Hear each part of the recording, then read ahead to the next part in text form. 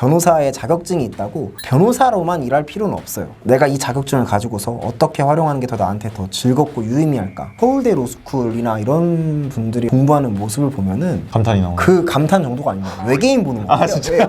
그 사람들은 외계인이에요. 지금 제가 받는 연봉이 지금 얼마죠? 그걸 말씀드릴 수는 없는데 근데 공공기관에 다녔을 때보다 이제 뭐 10배 이상으로 많아지긴 했는데요. 꽤나 돼요?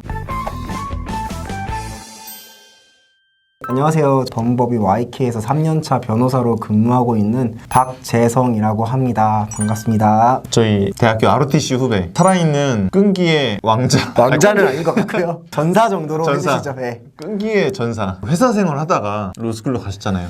네, 맞습니다. 저는 먼저 2017년 6월 30일에 전역을 했고요. 그때 로스쿨에 진학을 하려고 미트 공부를 좀 했습니다. 그런데 떨어져가지고 모아놓은 돈도 없고 집안에 손을 벌리는 게 조금 불편해서 취업 준비로 돌렸었고요. 건강보험 심사평가원에 입사를 하게 됐었습니다. 그래서 1년 9개월 정도 행정직으로 근무를 했었고요. 회사를 다니면서 이제 고시원을 얻어서 3개월 정도 공부를 하다가 강원대학교 로스쿨에 붙어서 바로 진학을 하게 됐었습니다. 3년간 수험 생활을 마치고 합격을 해서 현재까지 감사하게 변호사로 근무하고 있습니다. 근데 건강보험 심사평가원 엄청 좋은 공기업이었잖아요. 네. 사실 그렇다면 변호사가 아무리 꿈이더라도 유혹도 많고 월급이 너무 달콤하니까 월급도 달죠. 많이 달았죠. 왜 이렇게 또 변호사가 되고 싶으셨나요?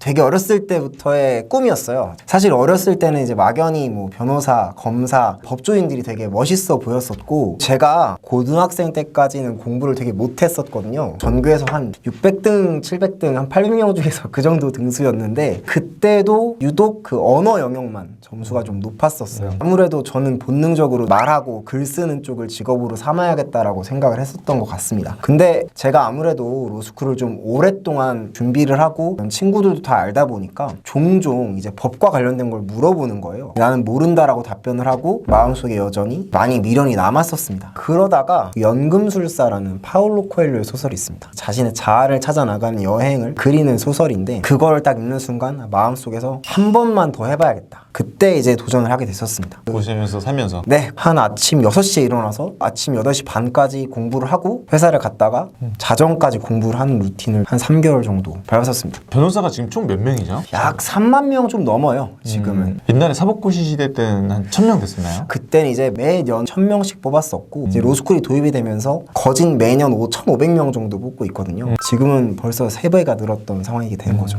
아무래도 경쟁도 치열해지고 어느 정도 좀 서비스 영역이 돼버린 게 맞나요? 분야가 더 세분화되고 있다고 말씀을 드리는 게 맞는 것 같고 서비스 영역이 된 것도 분명히 있는 것 같습니다. 저는 이제 그런 분야였으면 안 맞았을 것 같은데 다행히 아직 저는 완전한 서비스 영역은 아닌 것 같습니다. 완전하게 서비스 분야가 아니라고 말씀하신 거는 전문 영역이 있어서 그런 것인 건가요? 법조 시장의 서비스에 가까워진 영역과 전문성에 가까워진 영역이 전 나눠져 있다고 생각합니다. 법률의 적용보다 사실관계가 중요시 여겨지는 분야들 서비스 영역이 가까운 것 같습니다. 뭐 예컨대 이혼, 가사소송 그런 쪽 분야는 대부분의 소송의 경우에 서비스 영역으로 가는 것 같고요. 기업 법무 이런 쪽은 전문성이 아무래도 중요시되다 보니까 쉽지 않을 거예요. 이거 매우 쉽지 않죠. 밑에서부터 차근차근 배워야 될 것 같은데 선배들을 통해서? 선배들을 통해서 배우는 것도 아니고요. 본인이 처음부터 커리어를 그쪽으로 쌓아야 됩니다. 기본적인 스펙도 중요하고 그렇다 보니까 아무래도 명문대학교, 명문로스쿨 처음 시작부터 대형 로펌으로 시작을 한다든지 커리큘럼을 거쳐야만 가능한 것이라고 저는 생각을 하고 있습니다. 경희대 언론정보학과 나오시고 강원대 로스쿨 학부가 경희되면 한 어느 정도 위치인가요? 학부가 경희되면 높은 수준은 아니죠. 평균 정도가 평균 되는 정도, 것 같습니다. 평균 정도. 네. 대형 로펌 들어갈 때 로스쿨을 어디 나왔는지 되게 중요한가요? 학부가 중요한 거? 너무 중요하죠. 학부가 중요한 건 로스쿨이 중요한가요? 면접 감독관이 아니기 때문에 정답을 알 수는 없어요. 보통 대형 로펌 같은 경우에는 컨펌자라고 해가지고 우리 로펌에 너 변호사 시험 합격하면 여기를 계속 다니자라고 미리 근로계약을 체결하는 경우가 많이 있어요. 그런 경우는 대부분 다 스카이 학부 거쳐서 스카이 로스쿨을 가신 분들이 절대 다수를 차지할 수밖에 없죠. 스카이 로스쿨이면 확실히 좀 대형 로펌 가기가 좀 더 유리한 정확히는 기본 스펙이 그것이어야 되는 이라고 표현하는 게 맞는 것 같아요.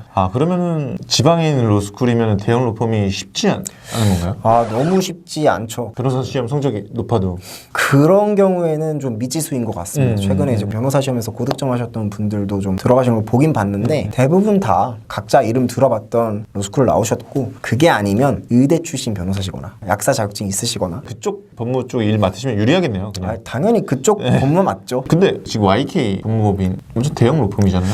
몇 등이죠, 매출액 기준으로? 저희가 이제 매출액 기준으로는 광고하기로는 7위고 변호사 수 기준으로는 6위라고 나와 있는데, 제가 알기로는 작년 기준으로 더 올랐다고 해서 급속도로 성장했다라고 표현하는 게 맞는 것 같아요. 대형 법무법인은 쉽지 않다고 말씀해 주셨는데 어떻게 들어갈 수 있었나요? 그 어쏘 입장에서 대형 로펌은 크게 두 가지로 나뉠 수 있습니다. 김앤장, 광장, 태평양, 율촌, 세종, 화우, 이 6대 로펌이 있고, 나머지 4대 로펌을 중대형 로펌 혹은 중형 로펌이라고 불러왔었던 게 제가 공부할 때까지만 해도 그렇게 진행이 됐었거든요. 근데 이제 YK는 다른 어떤 사업 구조나 다른 수익 구조를 통해서 갑자기 치고 들어와서 이제 6위는 7위에 안착을 하게 된 거죠. 저는 그래서 이 성장세를 타고 왔기 때문에 아무래도 좀 운이 좋았다라고 표현할 수 있을 것 같고요. 그리고 이제 거기에 더해서 건강보험 심사평가원에 행정직으로 근무한 거에서 그치지 않고 변호사 시험 끝나고 나서 다시 심평원으로 돌아가서 거기서 변호사 생활을 또 했었어요. 또 이제 다른 로고스라는 로펌에서 건설부동산 분야에서 좀 근무를 했었습니다. 그렇게 좀 경력을 쌓다 보니까 좀 좋았던 것도 있었던 것 같아요. 우리 박재성 변호사님 어렸을 때부터 성실했었고 정말 어려운 상황에서도 공부해서 이뤄낸 거거든요. 제가 너무나 대단하다고 생각하는데, 변호사 생활 어때? 라고 물어보면 되게 재밌다고 물론 재밌진 않겠지만 그래도 즐겁다고 하더라고요. 근데 그 의미도 궁금하고 이유도 좀 궁금합니다. 저는 일단 진짜로 재밌어요. 일반적인 행정직 업무도 해봤었고, 변호사로서도 보건 분야도 해보고, 건설부동산의 민사소송 쪽도 해보고, 형사소송 쪽도 해봤는데, 일단 팀을 짜서 이루는 어떤 행정직의 업무보다는 제가 독자적으로 수행하는 이 변호사의 업무가 더 주도적이었고 재밌었습니다. 학부의 스펙이 좋거나 로스쿨의 스펙이 좋거나 변호사 시험 성적이 좋거나 이것과 일을 잘하는 것과의 상관관계는 어느 정도 되는 것 같나요? 반반인 것 같아요. 완전 초년차 있잖아요. 합격한 직후. 이때에는 상관관계가 매우 높다라고 표현할 수 있을 것 같고, 시간이 갈수록 쌓아가는 지식들이 많아지잖아요. 그때부터는 좀 서서히 줄어가는 거라고 생각을 합니다. 초반에는 좀 네. 있을 수 있지만 점점 경험 쌓아가면서. 맞습니다. 다만 로스쿨이나 변호사 시험 성적이라든지 이런 스펙들이 사실 가만히 앉아서 쌓아지는 게 아니라 뭐 학부 때부터 열심히 공부를 하고 노력을 하고 그런 자세를 가지고 있는 사람은 대부분 다 업무 영역에 와서도 잘하실 수밖에 없어요. 태도에 관련된 거니까. 네, 태도에 관련된 거니까. 이제 그렇기 때문에 상관관계가 완전히 없어질 수는 없다고 생각을 하고요. 저도 이제 느꼈지만 서울대 로스쿨이나 이런 분들이 공부하는 모습을 보면은 감탄이 나오는. 그 감탄 정도가 아닙니다. 외계인 보는 거예요. 진짜? 그 사람들은 외계인이에요. 이제 앉아 있으면은 8시간 정도는 자리에서 일어나지 않을 수 있는 외계인들이에요. 명문 로스쿨에 다니는 친구들을 보면서 즐기는 자들이다. 저거는. 근데 나는 좀 노력을 하는 자고. 대단하시잖아요. 저는 도전도 못했는데 더 잘 되시지 않을까. 제가 봤을 때 대기만성형이지 않을까. 저는 저만의 영역이 있고 그분들은 그분들만의 영역이 있는 걸로 생각을 해서 지금 있는 자리에서 좀 최선을 다하려고 합니다. 그 하시는 일이 좀 형사사건이니까 좀 더 고객하고 접점이 많은 B2C잖아요. 훨씬 더 또 강점을 영역을 많이 발휘하실 것 같아요. B2C는 장점도 있고 단점도 있습니다. 장점은 B2B보다 좀 더 고객이랑 진솔하게 소통을 하다 보니까 잘 됐을 때 진심으로 기뻤던 분들도 있고, 보통 다 형사소송이라고 하면은 유죄 아니면 무죄 둘 중에 하나만 생각을 하시는데, 제가 경험하는 사건의 90%는 본인이 잘못한 건 맞는데 좀 처벌을 약하게 해달라, 나 한 번만 봐달라 이러는 경우예요. 뭐 예를 들어서 뭐 남편의 바람피는 모습을 확인하고 너무 화가 나서 때렸는데 폭행으로 신고가 됐다든지 억울하지 않겠어요? 그런데 만약에 변호사가 붙어있지 않다면 놓여져 있는 기록만 가지고 유죄를 선고하게 되겠죠. 벌금 1,000만 원을 해야 될 걸 100만 원으로 줄여준다든지 이런 경우가 있는데, 그런 걸 볼 때는 좀 뿌듯합니다. 변호사님마다 또 로스쿨 출신도 다 다르잖아요. 대형 법무법인 가지 않더라도 로스쿨 스펙이 덜 하더라도 이렇게 하면 좀 재밌게 할 수 있다, 아니면 성과낼 수 있다, 아니면 회사에서 인정받을 수 있다. 일단 자기의 어떤 적성을 찾아야 됩니다. 이게 변호사라고 해서 다 같은 변호사가 아니라 경영을 좋아하는 변호사가 있을 수도 있고, 변호사의 자격증을 살려서 다른 사업을 하려고 하시는 분들도 있을 것이고, 회사에서 일하는 게 재밌다 이런 분들도 있을 텐데, 변호사의 자격증이 있다고 변호사로만 일할 필요는 없어요. 내가 이 자격증을 가지고서 어떻게 활용하는 게 더 나한테 더 즐겁고 유의미할까? 동기들 중에서도 그런 사람들이 있거든요. 변호사 자격증을 가지고 은행에 일반 취업을 한다든지, 법무팀이 아니라 일반 행원으로 취업을 하는 거예요. 사실 은행 취업하는 거 너무 힘들잖아요. 근데 은행에 변호사 자격증이 있으면은 아무래도 많이 유리할 거란 말이에요. 다른 직장들도 다 마찬가지겠죠. 좀만 더 생각을 넓게 갖고 다른 길을 모색하는 것도 좋을 것 같아요. 결국 저는 뭐 하나만 잘하면 성공할 수 있다 이런 거라기보다는 이제는 변호사 자격증 하나만으로 먹고 사는 시대는 거의 끝나가기 때문에 나의 길을 어떻게 하면은 발전시킬 수 있을까 이거를 좀 고민을 많이 해야 된다고 생각을 하고요.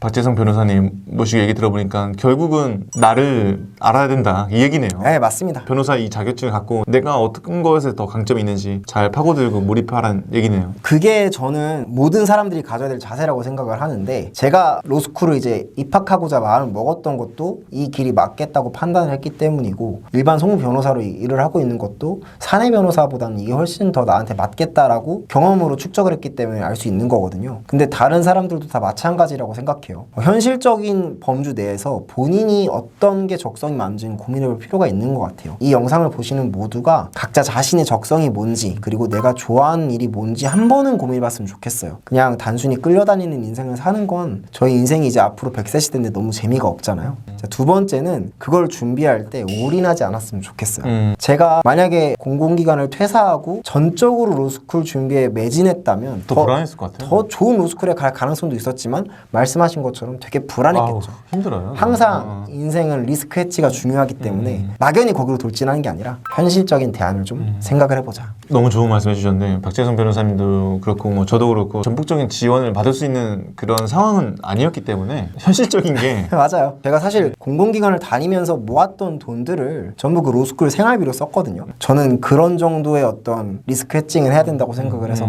너무 좋은 말씀 해주신 게 현재 상황이 좋건 안 좋건 현재 상황을 분석하고 인정하고 할 수 있는 것들을 해나가는 게 진짜 중요한 것 같아요. 맞아요. 이거 부정할 수 없어요. 이거 마지막으로 로스쿨을 또 지원하시는 분이 또 있으실 수 있고 현재 직장인 다니면서 로스쿨을 생각하는 한 번 더 도전할 걸 고민하시는 분도 있을 수 있고 지금 제2의 인생을 좀 준비하시는 분이 있다고 하면은 혹시 마지막으로 해주고 싶은 말이 있으실까요? 자, 먼저 로스쿨을 도전하려고 하시는 분들에게 현실적인 말씀을 드리고자 한다면 앞으로 갈수록 신규 변호사들의 수가 많아질 건데 이 부분을 먼저 감안을 하셨으면 좋겠습니다. 지금 제가 받는 연봉이 얼마죠? 그걸 말씀드릴 수는 없는데 근데 지금 제가 받는 연봉은 확실히 되게 많아졌고 공공기관에 다녔을 때보다 이제 뭐 몇 배 이상으로 많아지긴 했는데요. 몇 배나 돼요? 예, 그런데 이제 맞습니다. 몇 배나 되는데 와. 근데 지금 제가 받는 연봉 혹은 제 후배들이 받는 연봉이 될 거라는 보장이 없다는 점을 먼저 기억하셨으면 좋겠고요. 따라서 왜 변호사가 돼야 되는지 변호사 자격증을 가지고 어떤 활용을 할 건지 먼저 고민을 해보셨으면 좋겠어요. 그리고 직장을 다니면서 고민을 하시는 분들이 있다면 제발 퇴사하지 마시고 회사를 다니면서 공부를 병행하셨으면 좋겠고 갈수록 이제 입학 커트라인이 높아지고 있기 때문에 리트를 봐서 어떤 로스쿨이든지 합격을 했다면 원하는 로스쿨이 아니었다고 하더라도 일단 진학을 하는 걸 추천드립니다. 그리고 변호사 시험 준비라는 게 굉장히 잔인한 시험이에요. 입학을 해서 그 시험을 준비하기 전까지는 내가 그 시험에 적성이 있는지 없는지 알 수가 없거든요. 그렇기 때문에 직간접적으로라도 변호사 시험 한번 훑어보시면서라도 내가 이 시험과 적성이 맞는지를 한번 검토해보셨으면 좋겠고 그럼에도 불구하고 도전을 하시겠다고 마음 먹으시는 분들이 있다면 제가 열심히 응원하겠습니다. 너무 고생한 걸 전 어렸을 때부터 봐왔기 때문에 너무나 대견하고 자존도 많이 회복한 것 같고 지금 제일 당당해 보여서 감사합니다. 진짜 멋있는 것 같아요. 진짜로. 여기 와주셔서 너무 감사합니다. 재밌게 잘 들었습니다. 네, 감사합니다. 네.